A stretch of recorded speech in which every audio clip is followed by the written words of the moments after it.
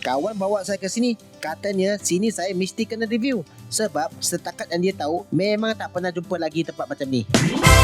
Inilah dia restoran di Selatan yang terletak di Bandar Tasik Selatan, KL. Kawan awal-awal dah order nasi ayam. Portionnya besar. Surprisingly, this chicken rice was very good. Oh, sebenarnya bukan saja nasi ayam sini famous. Yang betul-betul highlight adalah nasi campur di sini. Bayangkan, hanya RM10. Hanya sekali. Ambillah sebanyak yang kamu boleh makan. Asalkan muat satu pinggan.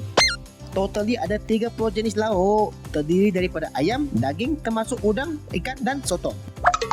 Tengok, semua ni hanya RM10. Yang ni kawan saya punya. Gila.